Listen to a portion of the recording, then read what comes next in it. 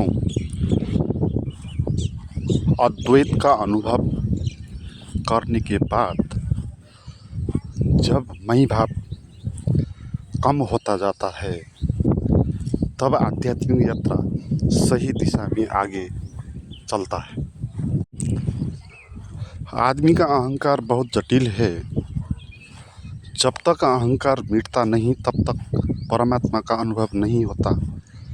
तो अहंकार कैसे मिटे, ये सबसे बड़ी बात है।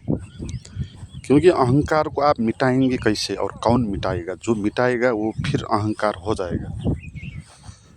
इसीलिए अध्यात्म में गुरु की बहुत आवश्यकता हो जाती है, क्योंकि गुरु के आगे अहंकार को मिटाने में थोड़ी सुगमता होती है। अहंकार तो किसी के आगे झुकता नहीं। अहंकार दो ही व्यक्ति के आगे झुकता है संसार में। एक प्रेमी के आगे झुकेगा, एक गुरु के आगे झुकेगा। वो भी पूर्ण रूप से झुकेगा नहीं, वो बना ही रहेगा। प्रेमी के आगे अहंकार कुछ क्षण के लिए मिटता है, कम हो जाता है या विलीन होता है, फिर वापस लौट के आता है। गुरु प्रेम में भी ऐसा ही होता है, मगर वापस लौटने की कम चांसेस रहती है गुरु के आगे, क्योंकि गुरु के पास कोई स्वार्थ का संबंध नहीं होता है। प्रेमी के आगे स्वार्थ का संबंध होता है। मगर प्रेम चाहे गुरु के साथ हो चाहे प्रेमी के साथ हो, अगर वो शुद्ध हो, निस्वार्थ हो, तो प्रेम अहंकार को मिटाता है। क्योंकि प्रेम में ही हम अपने को उतना महत्व नहीं देते, दूसरे को ज़्यादा महत्व देते हैं। और तो संसार में हम किसी के आगे झुकते ही नहीं, अपने को खड़ा ही रखेंगे, अपने को महान ही मानेंगे, तो अहंकार मिट नहीं सकता। तो अहंकार मिटने का ये रास्ता हुआ प्रेम का, और दूसरा रास्ता है ज्ञान का। वो ज्ञान का जो रास्ता है उसी की यहाँ बात हो रही है, वो है अद्वैत का ज्ञान। जब आप जानोगे ये संसार अद्वैत है, यहाँ दो नहीं है, सभी कुछ एक है, सभी कुछ जुड़ा हुआ है, कुछ अलग टुकड़ा यहाँ है नहीं, तो अहंकार बच नहीं सकता। क्योंकि अहंकार को बचने के लिए दो टुकड़ा होना चाहिए, कम से कम दो तो होना ही चाहिए। क्योंकि एक तो मैं होगा, अहंकार का अर्थ होगा कि मैं कुछ अलग, तो एक टुकड़ा तो मैं हो ही जाएगा। तो अहंकार जहाँ खड़ा होगा वहाँ वो दो निर्मित कर देगा जीवन को। तो अहंकार इसीलिए गलत नहीं होता कि वो झूठ, वो पाप होता है, वो कुछ गलत बात होती है। अहंकार इसीलिए बाधा है क्योंकि वो है नहीं और भ्रम उत्पन्न कर देता है होने का, और हमको अज्ञान में डाल देता है। तो यहाँ पाप की बात नहीं है, ये दृष्टि भ्रम पैदा कर देता है और स्वप्न दिखा देता है। क्योंकि जब अहंकार हो जाएगा, मैं कहेगा अहंकार, तो अपने को वो जीवन से अलग कर देगा। और जहाँ जीवन में कोई भी चीज़ ऐसी अलग नहीं, जीवन सारा एक जुड़ा हुआ है। तो इस तरह अपने मैं को निर्मित करना, तो इसको रामकृष्ण परमहंस कहते हैं, ये बदमाश मैं है।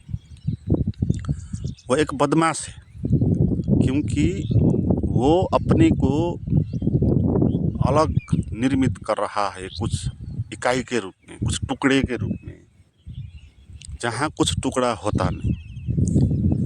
और जब वो अपने को अलग पैदा करेगा तो फिर वो अलग करता ही जाएगा हर एक चीज़ को, द्वैत का संसार पैदा करने लगेगा। पहले मैं को बनाएगा, फिर मेरे को बनाएगा, फिर तेरे को बनाएगा, और हर चीज़ को एक एक करके अलग अलग रख देगा। तो ये बदमाश हो गया। ये जितना आगे चलेगा उतना ये बदमाशी करेगा, उतना वो गलत व्याख्या करेगा, है। तो ज्ञान से आपको ये समझना है कि जीवन अद्वैत है, यहाँ कोई दो है नहीं, सारा एक है, परमात्मा एक है। जैसे आकाश एक होता है, सभी तरह होगा, सभी जगह होगा, हर एक पदार्थ के भीतर बाहर भी होगा, और आकाश दो नहीं होगा। तो आकाश अद्वैत है। ऐसे ही परमात्मा उसी को कहते हैं जो भीतर से जीवन का अनुभव हम करते हैं, शून्य का, अनंतता का। वो शून्य और अनंतता इसी तरह फैला हुआ विराट है, फैला हुआ विराट सभी जगह होने के कारण वो कुछ अलग होगा नहीं, क्योंकि वो कुछ अलग होगा तो उससे बाद और चीज़ भी होगी, तो फिर वो विराट नहीं हो पाएगा। जहाँ कुछ चीज़ अकेली हो सकती है वहाँ उसको अकेला बनाने के लिए और चीज़ भी होनी चाहिए। तो अहंकार को खड़ा होने के लिए और को भी होना चाहिए। आपके आसपास कोई आदमी नहीं है, आप अकेले हो, तो आपका अहंकार निर्मित नहीं होगा, क्योंकि आपसे दूसरे बहुत सारे लोग होना चाहिए, तो ही आप वो सबसे अलग आप बनेंगे। इसलिए परमात्मा दो नहीं हो सकता, क्योंकि परमात्मा अगर दो हो जाता, जीवन अगर दो हो जाता, तो फिर और सारी चीज़ होती और एक से भिन्न दूसरी चीज़ होगी और सीमा होगी हर एक चीज़ की, और परमात्मा की तो कोई सीमा ही नहीं। तो इस अद्वैत को हम ज्ञान के रूप में भी समझेंगे पहले, फिर बोध के रूप में, अनुभव के रूप में भी समझना होगा। बौद्धिक रूप से भी ये बात समझना होगा, और समझ में आ ही जाएगी। आप अच्छे से अपने बुद्धि को लगाकर देखेंगे तो आप पाएंगे कि यहाँ हर एक चीज़ जुड़ी हुई है, चाहे पदार्थ के रूप में भी क्यों ना हो, शरीर के लेवल में भी क्यों ना हो। आपका जो शरीर है वो एक अलग टुकड़ा नहीं है जीवन से भिन्न, वो जीवन से जुड़ा है प्रतिपल। उसमें प्रतिपल सांस आ रही है, जा रही है, तो सांस वायुमंडल में व्याप्त है। तो आप का शरीर अलग रहा नहीं, अब वो वायुमंडल से एक हो गया। तो आपका शरीर में पानी डालना होता है, अन्न डालना होता है, तो अन्न और पानी जहाँ तक है ज़मीन में, वहाँ तक आपका शरीर भी जुड़ा हुआ है। ये धरती नहीं होती तो आपका शरीर नहीं होता, सूरज नहीं होता तो आपका शरीर नहीं होता। तो सूरज, धरती, पंचभौतिक चीज़ जो कहते हैं, ये सभी के साथ हमारे शरीर जुड़ी हुई है। तो शरीर कोई ऐसी चीज़ नहीं जो हर एक किसी चीज़ से भिन्न हो, अलग हो, तो ऐसा शरीर तो है नहीं। तो ये बात बहुत अच्छे से समझ में आ ही जाएगी ना, ये कोई काल्पनिक बात तो है नहीं, सत्य बात है। शरीर जोड़ है, अलग इकाई नहीं है। तो जो चीज़ अलग इकाई नहीं है, जोड़ है, उसको हम अलग नहीं मान सकते। अगर मानते हैं तो वो भ्रम हो जाता है। इसलिए जब हम अपने शरीर को अलग मैं कहेंगे, तो उसका अर्थ ये हो जाएगा कि हमारा शरीर अलग है। तो अपने शरीर को मैं कहना, यही कहना है कि मैं अलग हूँ, मेरा शरीर अलग है। तो आपका शरीर तो अलग है नहीं, आप अपने शरीर को अलग रख नहीं सकते इस जीवन से भिन्न कहीं और ले जाकर। अब इस पृथ्वी से बाहर रख के इस शरीर को जिंदा नहीं रह सकते, क्योंकि पृथ्वी की वायु, जल, अन्न, ताप, ये सब चीज़ें आवश्यक होगी। तो जो चीज़ अकेली हो नहीं सकती है नहीं, उसको आप मैं कहकर अलग बना रहे हो, मान रहे हो, तो ये आपकी गलत व्याख्या है। तो इसीलिए आप मानो या मत मानो, जानो या मत जानो, यहाँ कोई भी चीज़ अलग इकाई के रूप में नहीं होती है। यहाँ हर एक चीज़ जुड़ी हुई होती है। हमारा शरीर भी जुड़ा हुआ होता है, हमारा मन भी जुड़ा हुआ होता है। हम जिसको मन कहते हैं वो क्या हमारा अपना निजी मन होता है, या जिस समाज में हम पैदा हुए, जहाँ की संस्कृति, भाषा हमने सीखा है, वहीं से निर्मित नहीं होता। तो जो चीज़ समाज के द्वारा पैदा होती है, इधर उधर से आके मिल के बनी है, तो उस चीज़ को भी हम मैं कह नहीं सकते। तो मन को भी हम मैं नहीं कह सकते। अगर हम मन को मैं, मेरा मन कहेंगे, तो उसको भी हम अलग टुकड़े के रूप में देखेंगे, जो है नहीं। तो अलग टुकड़े के रूप में किसी भी चीज़ को देखना, यही भ्रांति है, दृष्टि भ्रम है। तो अहंकार हमको यही दृष्टि भ्रम पैदा कर देता है। और जिस आत्मा की हम बात कर रहे हैं, जिसको हम अनुभव के द्वारा ही जान पाते हैं, तो वो आत्मा तो अलग टुकड़े के रूप में तो हो नहीं सकती, उसके अलावा तो कुछ और हो नहीं सकता। जब आप ध्यान में लीन होकर भीतर से अपने चारों तरफ फैला हुआ विराट अनंत शून्यता को अनुभव करेंगे, अनंत आकाश को अनुभव करेंगे, वहाँ आपको पता चलेगा कि एक है, एक ही है और कुछ भी नहीं।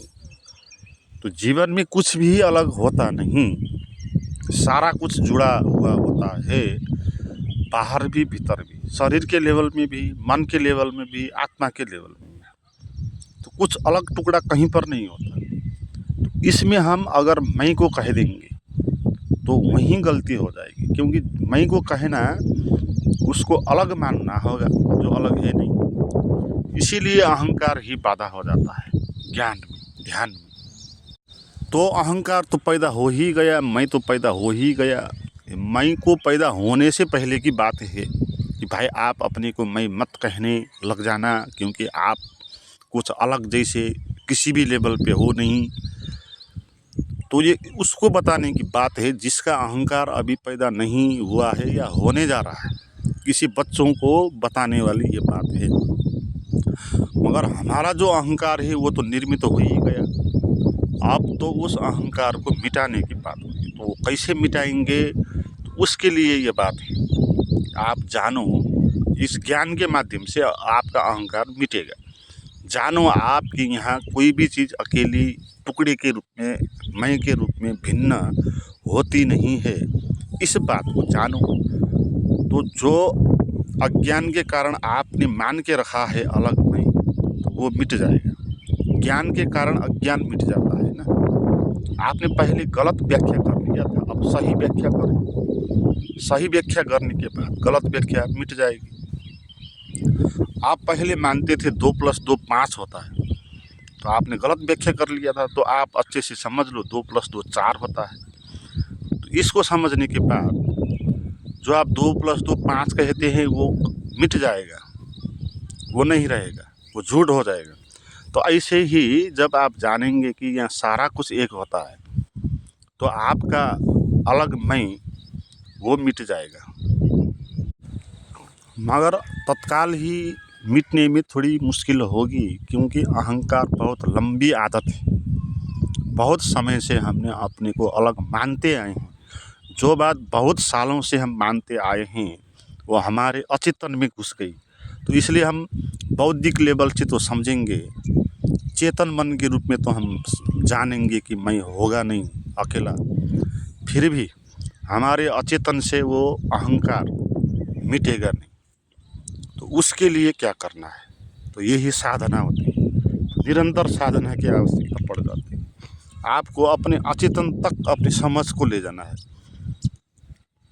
तो एकदम से ही अहंकार मिटेगा नहीं। तो आप उस अहंकार को अगर दासी बना दे, उस अहंकार को अगर बच्चे जैसे बना दे, तो वो धीरे धीरे मिट जाएगा।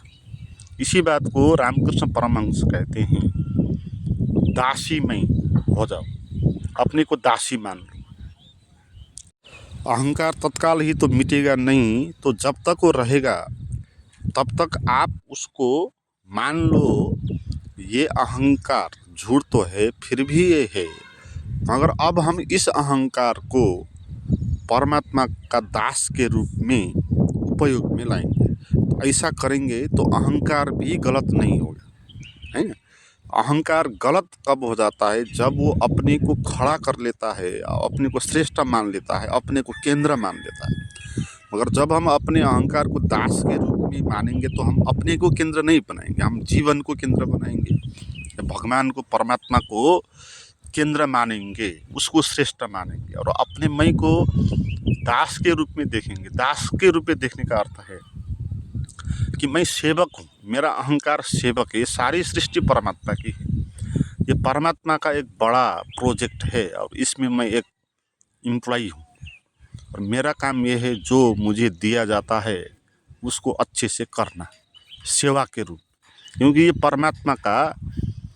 परमात्मा की कंपनी है, प्यारे की कंपनी है। जैसे हम अपने घर में कुछ काम करते हैं तो हमारा अहंकार में ईगो हर्ट नहीं होता। हम अपने घर में झाड़ू पोछा भी लगा लेते हैं तो भी हमको ऐसा नहीं लगता कि मैं जैसा आदमी ये झाड़ू पोछा लगा रहा हूँ। मगर आप दूसरे के घर में झाड़ू पोछा लगाएंगे या किसी ऑफिस में कहीं झाड़ू पोछा लगाएंगे तो आपके अहंकार चोट पहुँचेगा, क्योंकि वहाँ आपको लगेगा कि मैं जैसा आदमी दूसरे के काम कर रहा है। अपने घर में हमको कुछ भी काम करने में ईगो हर्ट नहीं होगा। आप अपने बच्चों की सर सफाई करते हैं तो वहाँ आपको घृणा नहीं होती, क्योंकि आपको पता है कि वो अपनी ही। तो जीवन को इस तरह अपना मानना है, परमात्मा को मानना है अपना, है ही वो। तो परमात्मा आपका घर है, तो सारी सृष्टि आपकी घर होगी। तो इस सृष्टि में, इस जीवन में जो भी आप कर्म करेंगे वो आप अपने ही घर में करेंगे। तो एक दास के रूप में अपने अहंकार को लेना सुगम बन जाता है इस समझ से। हमने समझे नहीं है जीवन को और मान के रखा है कि मैं अलग हूँ और जीवन कुछ अलग है, मैं बहुत सारे हैं। जानेंगे कि सारा जीवन एक परमात्मा है, ये परमात्मा का ही ग्रह है ये सारी पृथ्वी, और एक परमात्मा इसका मूली है। तो हम इस पृथ्वी में जो भी रोल हमको मिलेगा उसको एक सेवा भाव में कर पाएंगे। तो ये रामकृष्ण कहते हैं। तो ऐसे ही बच्चों के जैसा अपने अहंकार को मानना, अपने को बच्चों के रूप में मानना, ये भी अहंकार को धीरे धीरे कम करके मिटाने वाली बात हो जाती है। क्योंकि बच्चों के पास भी अहंकार होता है, मगर वो अहंकार बदमाश नहीं होता। जैसे दास के पास जो अहंकार होता है वो बदमाश नहीं होता, वो अपने को मैं कहने के लिए ही कहता है, अपने स्वामित्व के लिए मैं नहीं कहता है ना। जो मैं अपने स्वामित्व स्थापित करने के लिए मैं कहेगा वो दास नहीं होगा, वो अहंकार, वो बदमाश होगा। जो अहंकार केवल अपने को कहने के लिए ही मैं कहेगा और अपना स्वामित्व वहाँ दर्ज नहीं करेगा, तो वो अहंकार बदमाश नहीं। तो ऐसे अहंकार को गलत कहा नहीं शास्त्रों में, संतों ने। बच्चों के अहंकार को गलत नहीं कहा, भक्त के अहंकार को गलत नहीं कहा। भक्त या बच्चों के अहंकार वो एक आकार ही है, एक रूप ही है और कुछ नहीं, वो एक नाम है। जैसे आप देखें ना, बच्चों के पास भी मैं होता है, बच्चे के पास जो मैं होगा वो मैं इस तरह नहीं होता कि जो जैसे बड़े के पास मैं।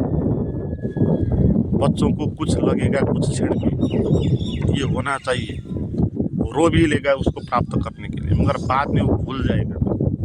तो अहंकार दावा नहीं करता है बच्चों को, कुछ क्षण के लिए करेगा, बाद में भूल जाएगा। देखे ना, बच्चे किसी बात पर टिकते नहीं, किसी चीज़ को पाने के लिए रोने लग जाएंगे और एकदम से फिर बाद में उस चीज़ को भूल ही जाएंगे। तो बच्चों के पास जो मैं है वो ऐसा मैं नहीं है, वो स्वार्थी इस तरह का नहीं है, उसके भीतर काम क्रोध लोभ ये चीज़ नहीं है। मगर बूढ़े के पास जो मैं होगा उसके भीतर ये सब चीज़ होगी। तो जब हम अपने को मानेंगे मैं कुछ नहीं हूँ, मैं कुछ जानता नहीं, मैं कुछ अलग हूँ नहीं, ये सारा जीवन एक है, तो हम बच्चे जैसे हो जाएंगे। हमारा जो अहंकार है वो बच्चे जैसा हो जाएगा। जैसे बच्चे अपने माँ बाप के सहारे जीते हैं, बच्चे का मैं कुछ अलग मैं नहीं होता है। माँ और बाप के सहारे वो जीते हैं, उनको पता है माँ और बाप उनसे बहुत बड़े हैं, उनके सहारे ही वो जिएंगे। तो जो भी आवश्यकता होगी वो माँ बाप पूरा करते हैं।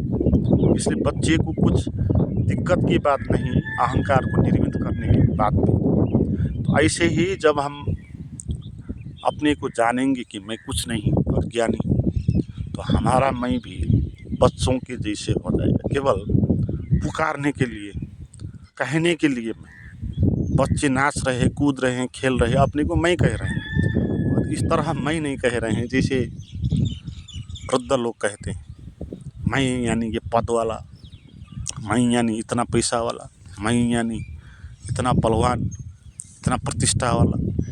बच्चों के साथ ऐसा मैं नहीं होगा, उनको खेल के जैसा मैं, खेल के लिए मैं, खेल खेलने में मैं तो कहना होगा। तो आपका मैं इस अद्वैत ज्ञान से अगर बच्चों के जैसा हो जाएगा या भक्त के जैसे हो जाएगा, दास के रूप में आप अपने मैं को देखने लगेंगे, तो फिर अहंकार आपको बाधा नहीं करेगा, अहंकार आपका सेवक बन जाएगा। और यही अहंकार जो सबसे बड़ा बाधा है, यही आपको रास्ता